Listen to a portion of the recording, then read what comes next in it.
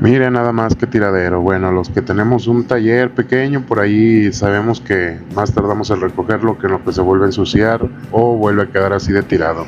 Pero pues es indispensable tenerlo ordenado para encontrar rápido las herramientas que necesitamos para ciertos trabajos y no andarlo buscando entre nuestro amontonadero. Para que sea más ágil el trabajo, más efectivo, más productivo, tenemos que tener todo ordenado. Entonces vamos a darle prisa.